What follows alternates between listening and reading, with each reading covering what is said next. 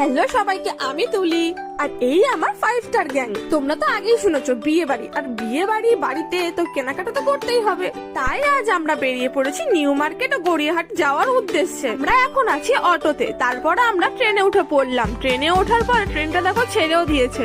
আচ্ছা, আমার মতো তোমাদেরও কি ট্রেনে উঠলে বাইরের দৃশ্য দেখতে দেখতে যেতে ভালো লাগে?